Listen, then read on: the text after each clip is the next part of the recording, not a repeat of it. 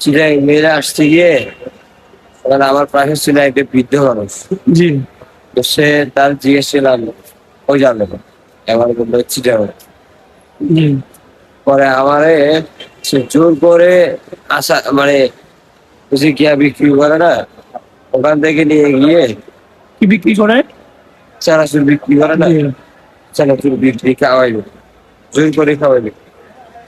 জোর করে কিভাবে খাওয়াইছে? আপনি তো ছোট না, মানে প্রশ্ন করতেছি আর কি। হ্যাঁ, হ্যাঁ। জোর করে কি পাশে আরো মানুষ ছিল না ওখানে? না, আমি আরো জি। তো না জোর করে খাওয়া দিছে তো আপনি কিছু করে একদম জোর করে খাওয়া দিছে আপনাকে, নাকি আমরা না, ফ্রি না, দিছে এটা থাক, খান থাক। এটা বলছে? থাক, এসব আমি খাই না। আপনি বলছেন? হ্যাঁ, তারপরে থাক, ওই যে বাবার বয়সের মানুষ হ্যাঁ বললো এখানে ছিল ব্যবসা করে।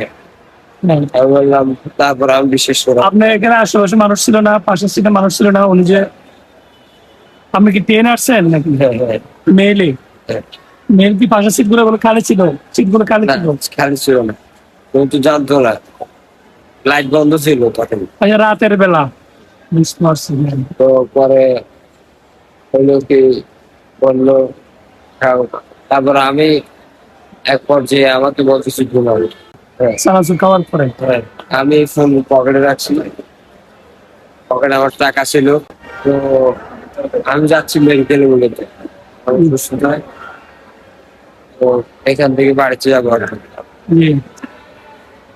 পরে ঘুমায় থেকে উঠে দেখি আমার ফোন আর টাকা নেই, phone charger. Mobile Android mobile ছিল? বড় মোবাইল ছিল? হ্যাঁ, হ্যাঁ, ফোন চার্জ কি মোবাইল ছিল এটা, কোন ব্র্যান্ডের? রিয়েলমি সেট বলে। জি তো ফোন চার্জার পাচ্ছি না, আর হচ্ছে আমার উঠতে পারতেছি না, ঘুম থেকে উঠবো এখানে যে আসছি জি সেটাও যায় না। জি। এই জন্য বললাম, ভাই উঠেন না, যাবেন না আপনি? কে বলতেছে ওদের না? কে একজন বলছে এটা কি আপনি? আচ্ছা। তো আমি উঠতে পারতেছি না, বারবার পড়ে যাচ্ছি। জি তখন নাকি এই মানে এখানে। জি। তো কষ্ট করে আমি তো আর বিদ্যা না যে মানে পড়ে যাবো, একদম শক্তি দিয়ে আসছি।